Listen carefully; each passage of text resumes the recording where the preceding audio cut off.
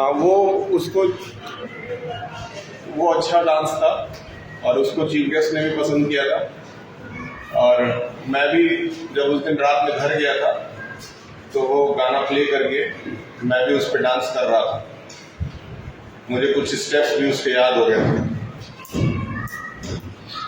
ठीक है, हर चीज में आगे रहना है, डांस में भी आगे रहना है, पढ़ने में भी आगे रहना है। बस कभी भी दूसरों को डिस्टर्ब नहीं करना है जीवन में। ठीक, कभी ऐसा नहीं करना है कि मेरे वजह से किसी दूसरे का नुकसान हो जाए। जो पढ़ना चाहता है ना उसको पढ़ने देना है, जो खेलना चाहता है उसको खेलने देना है, जो कुछ नहीं करना चाहता है उसको कुछ नहीं करने देना है, छोड़ देना है। ठीक है, और खुश रहना है, मस्ती से रहना है, बस थोड़ा डिसिप्लिन में रहना है ताकि हमारे वजह से किसी और को परेशानी ना हो। आप लोगों के क्लास से कई बच्चे हैं जो बदतमीजी कर रहे हैं, बदतमीजी करते हुए उन सब रिकॉर्डिंग आया है। अब वो क्लिप सुन के घर उनके माता पिता के पास भेजे जाएंगे और उनके ऊपर कार्रवाई की जाएगी। देखिए क्या क्या पढ़ना है हम लोगों को। एक किताब मेरे पास है न्यूट्रिशन इन प्लांट वाली, और दूसरी किताब जो होगी वो इन्होंने क्लास 8 वाली होगी। हम एक ऐसा टॉपिक उठाते हैं ना जो दोनों के लिए कॉमन हो, आधा घंटा मन से पढ़ेंगे इसको।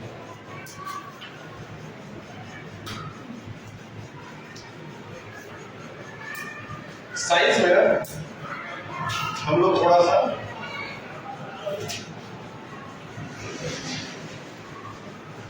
फिजिक्स पढ़ेंगे। ठीक, साइंस को कितने पार्ट में बांटा गया?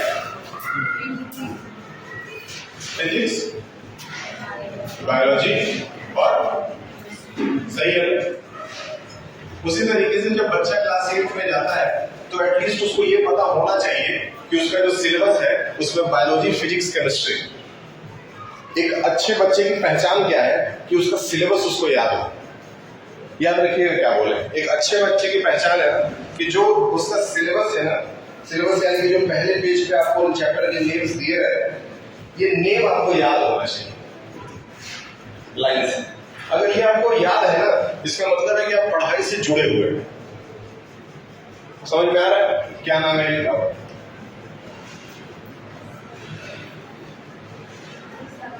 सबा। पहले आप यहां पढ़ती थी, बैठे। ठीक है, तो सबा जी ध्यान दीजिए, पढ़ाई करना क्या है कि इसमें हम लोग को सिलेबस में बांटना है कि कौन सा चैप्टर हमारा फिजिक्स में जाता है, कौन सा केमिस्ट्री में जाता है, कौन सा बायो में जाता है। तो बेसिकली बायो पहचानना तो बड़ा आसान होता है, जिसमें हम लोग लाइफ साइंस पढ़ रहे हैं, प्लांट पढ़ रहे हैं, एनिमल पढ़ रहे हैं, वो सारा बायो में चला जाता है, कोई बड़ी बात नहीं है। फिजिक्स और केमिस्ट्री को छांटना थोड़ा सा टफ हो जाता है। चलिए कुछ चैप्टर्स के नाम हम लिख रहे हैं, आप हमको बताइएगा कि वो किस कैटेगरी में जाना चाहिए। ठीक, पहला नाम है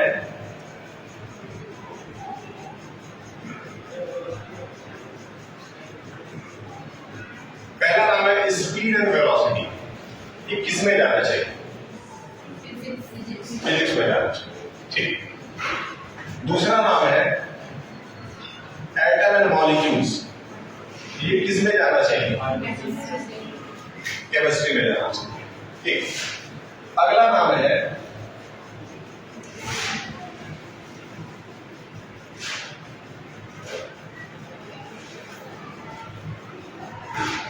थर्मोडायनेमिक्स। ये शब्द आप पहली बार सुन रहे होंगे। ये शब्द है थर्मोडायनेमिक्स। देखते हैं ये कौन बता पाता है। ये क्लास में तुम लोग ये राजा मंत्री चोर सिपाही भी खेल रहे थे क्या? बताएं क्या लगता है थर्मोडायनेमिक्स किस पे जाएगा? बायोलॉजी में नहीं जाएगा। ये थर्मोडायनेमिक्स जो है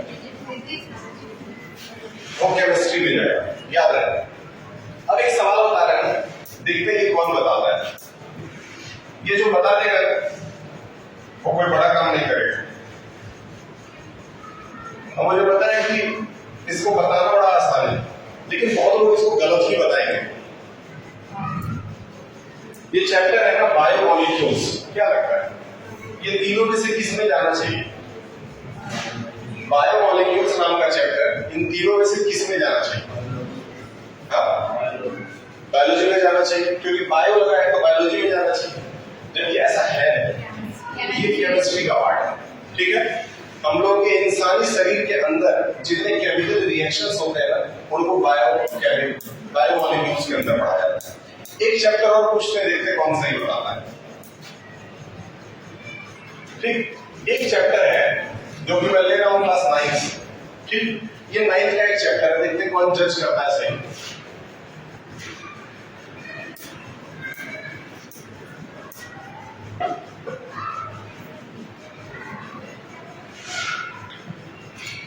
वर्क पावर एनर्जी फिजिक्स, क्योंकि वर्क पर। ठीक, अगला बताइए।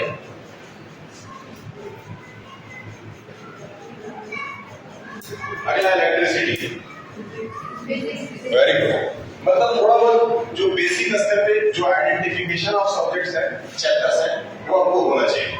तो सबसे पहला काम तो यही करेंगे, अपनी किताब जब आपको मिल जाएगी ना, तो उसमें फिजिक्स, केमिस्ट्री और बायोलॉजी के हिसाब से पढ़ेंगे। ठीक, ये नहीं कि चैप्टर नंबर 1 से शुरू किए और 14 तक लाइन से पढ़ रहे हैं, नहीं। उसमें जो फिजिक्स का पार्ट है वो अलग पोर्शन होना चाहिए केमिस्ट्री का, और इसी तरह से 7th का भी होना चाहिए। अगर आप आईसीएससी बोर्ड में पढ़ते हैं तो क्लास 6 से ही फिजिक्स, केमिस्ट्री और बायोलॉजी की किताब अलग अलग हो जाती है। लेकिन जब आप पढ़ते हैं सीबीएसई में तो ये लोग अलग नहीं करते, ये लोग सीधे अलग करते हैं कब? 9th में जाकर। लेकिन आपको पहले से ही पता होना चाहिए। आगे बढ़ते हैं। अब एक बात बताइए,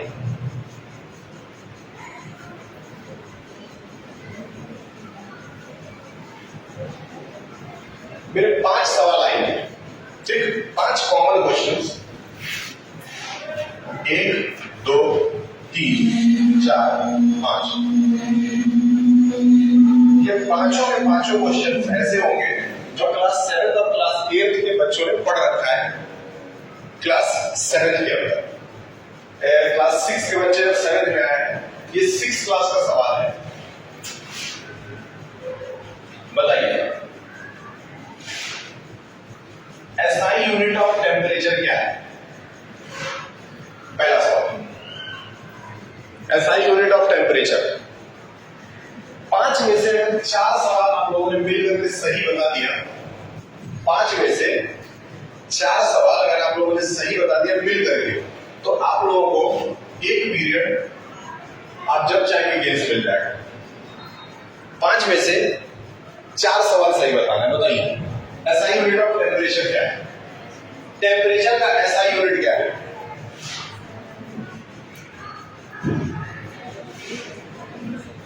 टेम्परेचर का एसआई यूनिट क्या है? बताइए। हाँ बताइए। सेल्सियस। पहला सवाल आप लोगों का गलत हो गया। देखिए, आप लोगों को मिल के बताना है, तो आप लोग एक दूसरे से चर्चा भी कर सकते हैं। पहला सवाल आपका गलत हो गया, जो बाद में केल्विन जवाब दिया गया है वही सही है। हाँ, फिलहाल वहां रख दीजिए और बैठ के पढ़िए। बताएं, बैठ जाइए, बैठ जाइए। दूसरा सवाल, उम्मीद है आप लोग सही बताएंगे, क्योंकि अब चारों के चारों सवाल आपको सही बताने होंगे। ठीक, स्टडी ऑफ सेल्स। सेल्स की पढ़ाई को क्या कहा जाता है?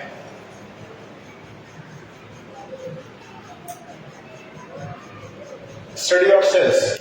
दूसरा क्वेश्चन। चलिए एक सवाल मैं और आपको पढ़ा देता हूं। ठीक है, दूसरा सवाल है, सेल्स की स्टडी को क्या कहा जाता है? अब आपकी कॉपीज में आपको कुछ नए फोटोज नजर आ रहे होंगे, जिसमें ये ब्लू हाउस के बच्चे थे जिन्होंने ये परफॉर्मेंस जीता था, और जो सिलेबस बुक मिलेगा उसमें भी आपको इस तरह के फोटोज दिखेंगे। चलिए बताएं, बताएं, नहीं आता है?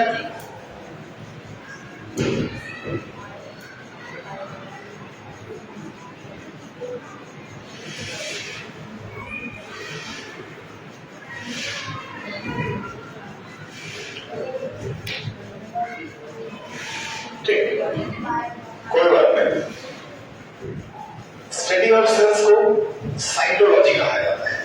अगला सवाल, अब अगला सवाल जो होगा वो केमिस्ट्री से होगा, ठीक।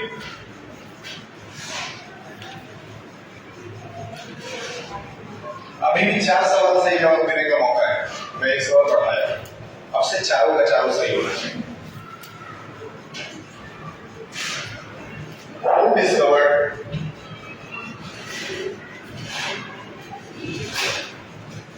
who has given first atomic theory? सबसे पहली बार एटॉमिक थ्योरी किसने दिया था? इस सवाल का जवाब आपको पता होना चाहिए।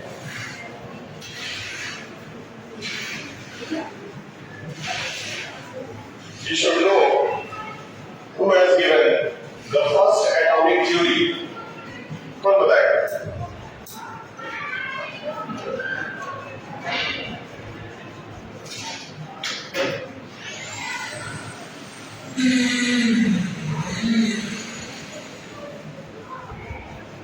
किसको नहीं पता है?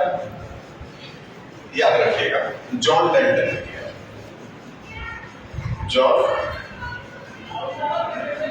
क्या ये नाम आपने कभी नहीं सुना? कोई बात नहीं सुना है तो और ज्यादा मन लगाइए पढ़ाई में। अगला सवाल,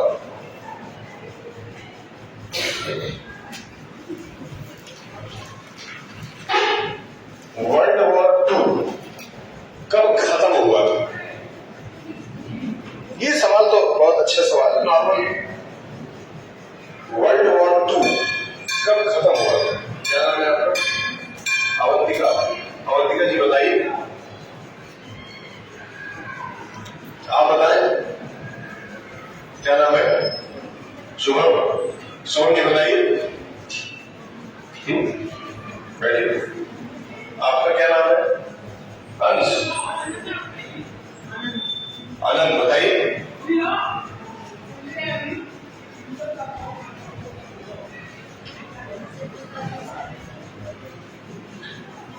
बैठिए। 1945 100% सही जवाब है। चलिए एक सवाल तो आपका सही है, 1945 इसका सही जवाब है। बैठिए। अगला सवाल, बैठिए।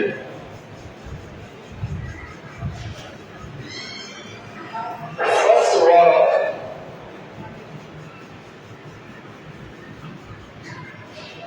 इंडिपेंडेंस कब हुआ भारत के अंदर? First war of independence India के अंदर कब हुआ? कॉमन क्वेश्चन है। ये चीजें जो है ना नॉर्मली लोगों को सुनाई देती है, कोई भी ऐसा क्वेश्चन मैं नहीं पूछूंगा। फर्स्ट वॉर ऑफ इंडिपेंडेंस है, ऑफ इसमें नहीं लगाया गया।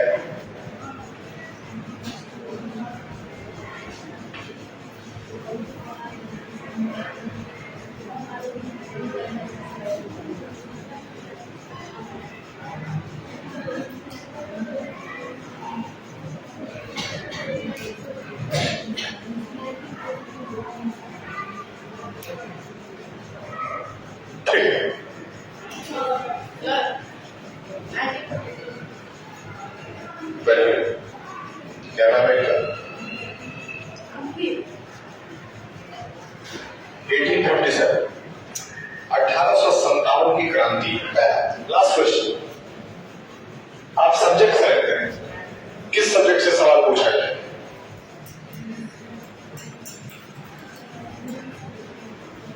चलिए एक और मौका देते हैं, जो आखिरी सही बता दिया ना तो आपको 1 पीरियड गेम्स मिलेगा। अब सब्जेक्ट में आप ही सेलेक्ट कर लीजिए। हिंदी? हिंदी से तो बिल्कुल नहीं बता पाए। एथिक्स से?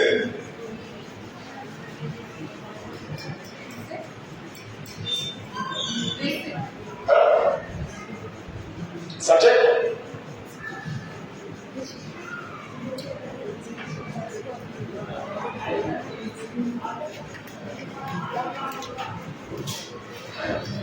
योगेश ले लीजिए, सामान ले लीजिए।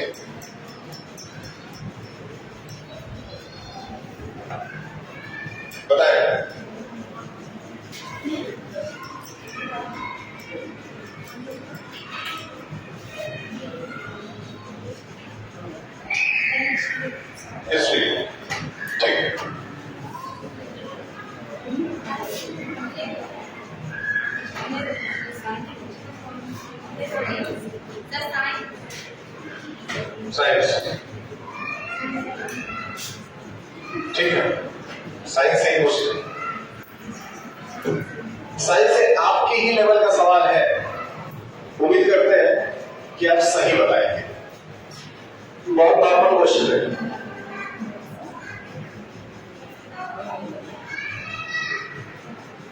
एक ऑब्जेक्ट है ए, ध्यान से समझिए, एक ऑब्जेक्ट है जिसका नाम क्या है ए, वो इस डायरेक्शन में दौड़ रहा है, इधर से इधर की तरफ दौड़ रहा है, ठीक है। जबकि दूसरा ऑब्जेक्ट है बी, क्लास में दे,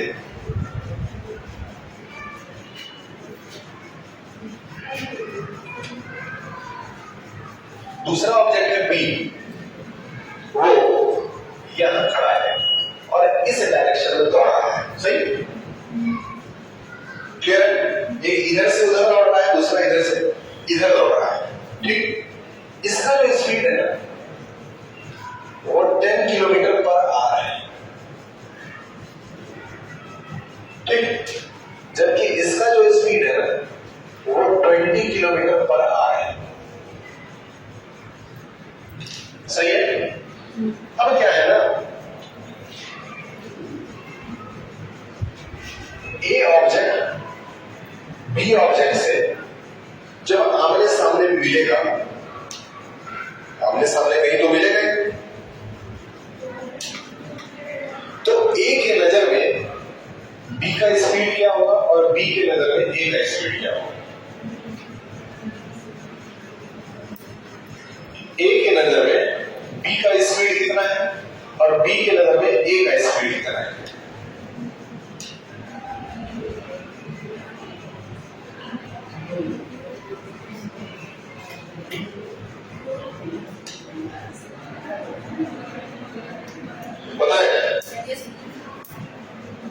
सबसे पहले बताइए ए की नजर में बी का स्पीड कितना है?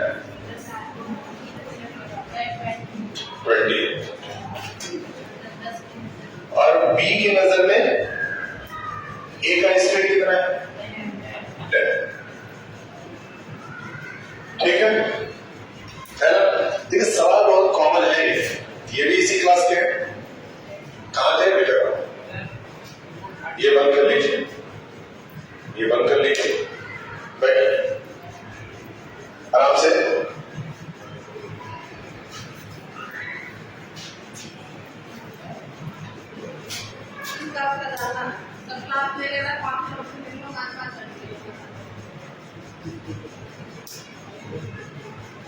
आप लोग पढ़ना चाहते हैं, सवाल का जवाब दीजिए। आप बहुत ध्यान समझिए, होता क्या है ना कि हम लोग सड़क पे चलते हैं, बहुत कॉमन क्वेश्चन है, जब हम लोग सड़क पे चलते हैं तो या तो सामने से कोई आ रहा होता है, ठीक, या तो सड़क में हम चलते हैं तो हम लोग दोनों लोग एक साथ जा रहे होते हैं। यही होता है, जैसे दो दोस्त हैं एक ही साथ निकले और उनका घर भी आसपास, तो एक साथ जा रहे हैं।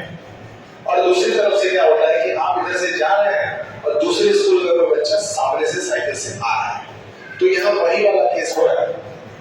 अब एक कॉमन बात बताइए, आप किसी ट्रेन में बैठे रहकर जा रहे हैं और सामने से एक ट्रेन आ रहा है, उसमें एक आदमी बैठा है, ठीक है, और अपने ट्रेन में आप बैठे हैं। जब आप उस ट्रेन को देखेंगे ना तो जो स्पीड है आपके ट्रेन की और उसके ट्रेन की, वो दोनों स्पीड एक दूसरे से जुड़ जाएगी अगर वो सामने सामने से आ रहा है, ठीक। बहुत ध्यान से समझिए, एल्बर्ट आइंस्टीन ने इस चीज को बताया कि जब दोनों ऑब्जेक्ट एक दूसरे के अपोजिट डायरेक्शन से आ रहा हो तो हमेशा स्पीड को क्या कर दिया जाएगा? जोड़ दिया जाएगा। मतलब कि ए जब बी को देखेगा ना, ए जब बी को देखेगा तो उसको स्पीड कितना लगेगा? इसलिए क्योंकि 20 की स्पीड से तो वही आ रहा था, जैसे आप 20 की स्पीड से जा रहे थे, उधर से 10 की स्पीड से आ रहा था, आप दोनों का गाड़ी टकरा गया। मतलब आप लोग जब टकराए ना तो टोटल स्पीड 30 किलोमीटर प्रति घंटा थी। मेरी बात समझ रहे हैं, ठीक। लेकिन जब आप दोनों एक ही डायरेक्शन में जा रहे थे, ध्यान से समझिए क्या होता है। मान लेते हैं कि आप दोनों लोग साइकिल से जा जा रहे हैं, एक 5 किलोमीटर प्रति घंटा चल रहा है, एक 10 किलोमीटर प्रति घंटा चल रहा है, और ये दोनों एक ही डायरेक्शन में जा रहे हैं, एक ही रोड पे चल रहे हैं। इस केस में स्पीड हमेशा माइनस कर दिया जाता है। ठीक, बहुत ध्यान से समझिए कि आप साइकिल से जा रहे हैं, साथ में आपका दोस्त भी साइकिल चला रहा है ना, दोनों चल ही रहे हैं, लेकिन एक दूसरे को आप जब देखेंगे तो बिल्कुल बगल बगल में देखेंगे, तो बगल में चल रहा है। लेकिन वही कोई आदमी अगर दूर से आप लोगों को देख रहा होगा ना, तो उसकी नजर में आप बहुत तेजी स्पीड से जा रहे हैं, लेकिन एक दूसरे की नजर में आप तेजी स्पीड से नहीं जा रहे हैं। जस्ट लाइक आपके हाथ में कोई मोटरसाइकिल है या लड़कियों के हाथ में स्कूटी है, आपके सामने कोई गाड़ी चला के जा रहा था, आपने उसको क्रॉस कर दिया। जब आप उसको क्रॉस करके आगे जाते हैं, उस कंडीशन में क्या होता है, आपको उसकी स्पीड से ज्यादा स्पीड बढ़ाना है, तभी तो आगे निकलेंगे। तो कहने का मतलब है कि अगर आप 10 की स्पीड से वो चल रहा था, आप 5 की स्पीड से चल रहे थे, तो आपको क्या करना है, 10 - 5 करना है। मतलब अपनी स्पीड को अगर आप 5 किलोमीटर और नहीं बढ़ाएंगे, तब तक आप उसको क्रॉस नहीं कर सकते। इसी से रिलेटेड एक और कॉमन क्वेश्चन पूछ रहे हैं, देखते हैं इस बार आपका दिमाग काम करता है कि नहीं करता। देखिए, दिमाग काम करना चाहिए। जोड़ घटाना गुणा भाग से दुनिया नहीं चलता है, दुनिया टेक्निक से चलता है। बहुत ध्यान से समझिए, यहां क्या है, एक बिल्डिंग है और उस बिल्डिंग में एक आदमी खड़ा है जिसका नाम है ए। ध्यान से समझिए, ठीक। इससे कुछ दूर में एक तरकून का पेड़ है। पेड़ जैसे कुछ बना दे रहा हूं, समझ जाइए, हो सकता है प्रॉपर ड्राइंग नहीं। एक पेड़ है, ठीक है। इस आदमी और इस पेड़ के बीच में 20 मीटर का डिस्टेंस है। कितने का? 20 मीटर का। अब क्या है, यहां से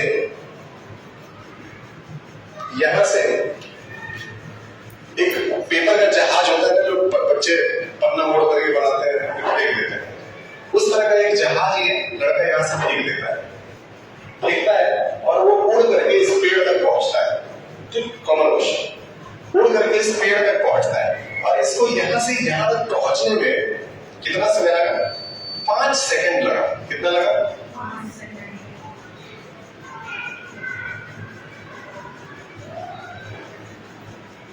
तो बताइए कि जहाज किस स्पीड से उड़ रहा है? तो जहाज किस स्पीड से उड़ रहा है? देखो कितना नॉर्मल क्वेश्चन है। हम लोग क्या करते हैं, नॉर्मली ये पन्ने का जहाज बना के ऐसे फेंक देते हैं, वो कहीं जाता है, लैंड कर जाता है। तो लैंड करने में जाहिर सी बात कुछ टाइम लगा होगा। टाइम भी आपको दे दिए और कितनी दूरी है वो भी बता दिए। पूछ रहे हैं किस स्पीड से जहाज उड़ रहा है, बता दीजिए।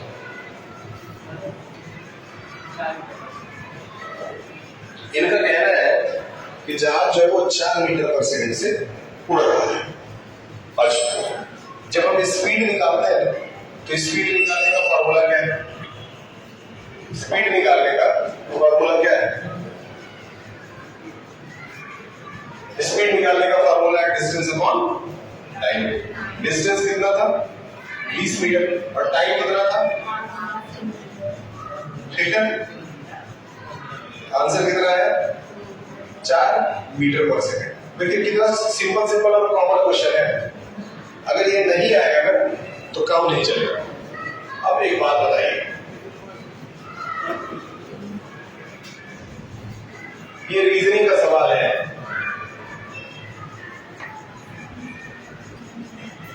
एक है लड़का और एक है उसके बाप, दो लोग हैं, ठीक है। पापा जो है ना वो लड़के से 3 टाइम्स बड़े हैं। कितने टाइम्स? 3 टाइम्स बड़े हैं, ठीक। Normal question. लेकिन बीच में इनकी माता जी भी तो है, ठीक। तो ये इन लोगों का बन गया ट्रायंगल। अब हो क्या रहा है दरअसल कि माता जी जो है ना, माता जी पिताजी से हाफ टाइम्स छोटी, उनकी हाफ टाइम का मतलब उनके आधे उम्र की। तो फिर हमको माता जी और बच्चे का दोनों का एज बताइए।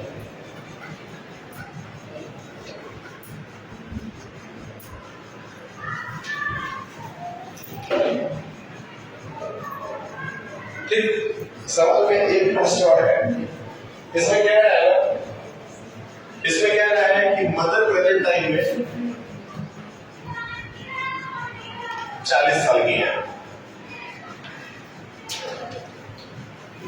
अब देखते हैं कौन कौन बता लेता है।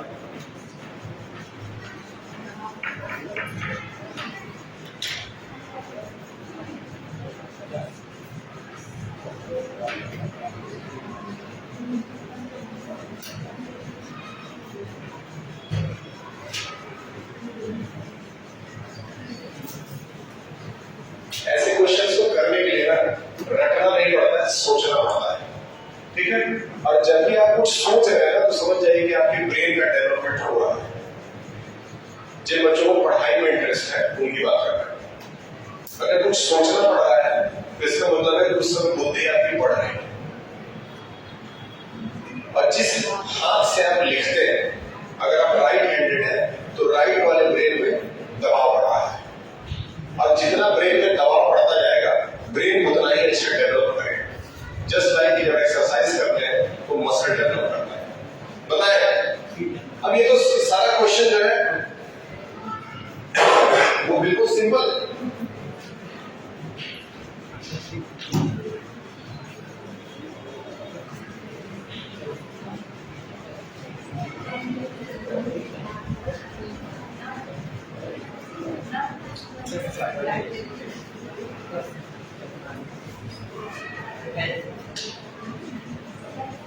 बताएं, आप बताएं कृष्ण जी, बताएं। आप तो कृष्ण है, आपको सब पता होना चाहिए, है कि नहीं? मैं कृष्ण, मैं सब जानता हूं। यदा यदा हि धर्मस्य ग्लानिर्भवति भारत अभ्युत्थानम् अधर्मस्य तदात्मानं सृजति। बताएं,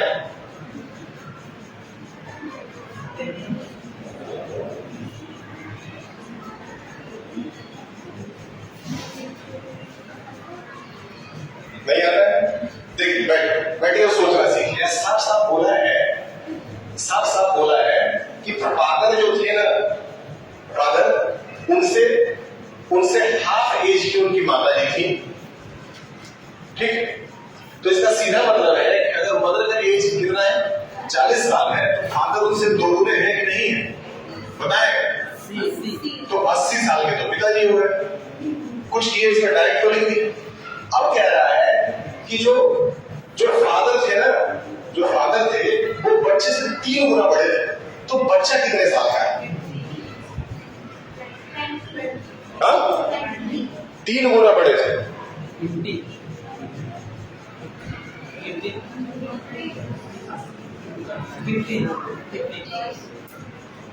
कितना है?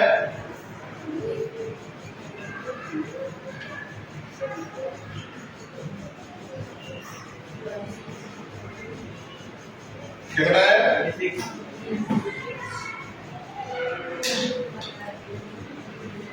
मतलब बच्चे का जो एज है ना वो 26 साल 6 महीने के आसपास है। बिल्कुल कॉमन क्वेश्चन। इसमें सिर्फ दिमाग लगाना और कुछ नहीं करना। दिमाग लगाना अभी तक नहीं सिखाया गया है, चीजों को रटना बहुत ज्यादा सिखाया गया है कि ये रीजन है इसको रट लो, ये एग्जाम में आएगा रट लो, ये टी लगवा दे रहे रट लो।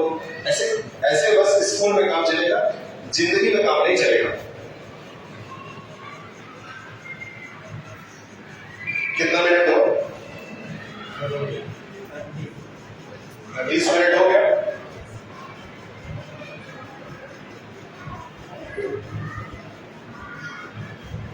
चलिए एक लास्ट क्वेश्चन करिए फिर छोड़ देते हैं। इस बार उम्मीद करते हैं सही बताएंगे।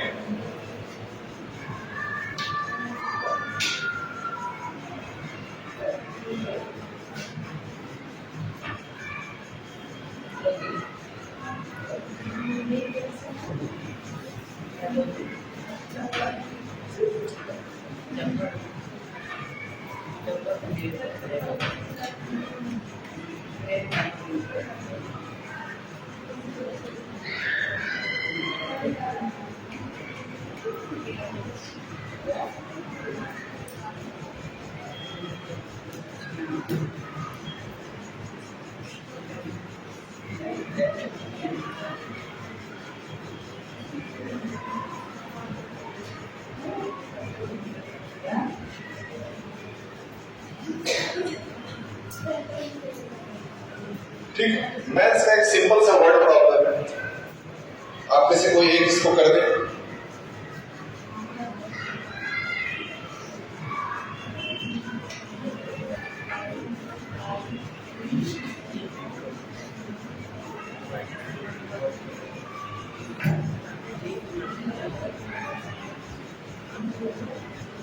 चलिए बताइए।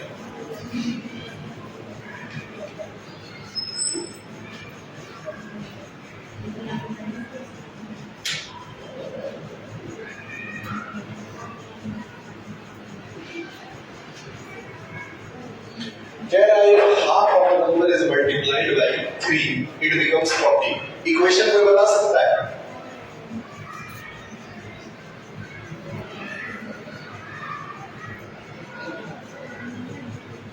सबसे पहले तो कोई नंबर है वो हमको नहीं पता है तो हम उसको क्या मान लिए?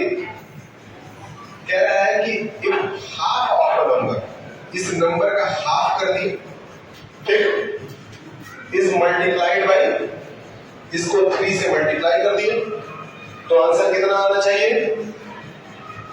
बोलिए। अब हमको कोई x की वैल्यू बता सकता है यहां से?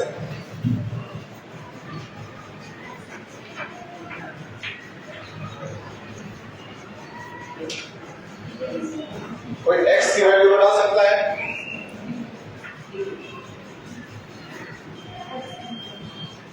देखिए ये मार्च अप्रैल का महीना है ना, इसमें अगर मजा नहीं आएगा तो नींद आएगा, ठीक, तो अगर पढ़ने में मजा नहीं आएगा ना तो फिर तुरंत नींद आने लगेगी। और ये आप ही के साथ नहीं है, अगर हम भी आपके क्लास में बैठे होते तो हमको भी नींद आता है।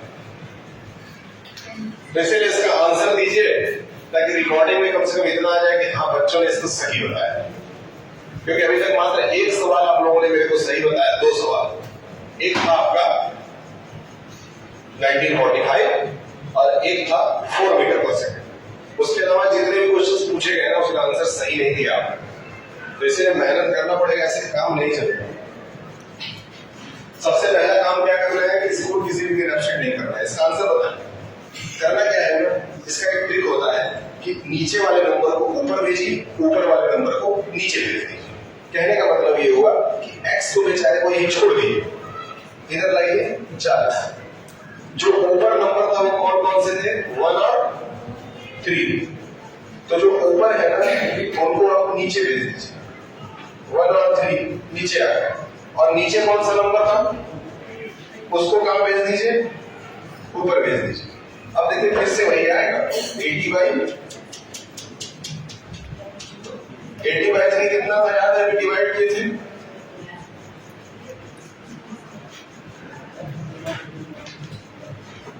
याद रहेगा, ठीक है। फिर से अगर किसी दिन आपके टीचर नहीं आते हैं तो ऐसे ही कुछ क्वेश्चन आंसर हम लोग फिल करेंगे। और अगर आपका सिलेबस प्रॉपर आप लोग बुक कॉपीज ले लेते हैं तो फिर आप अपना लेक्चर पढ़िए मन लगा करके।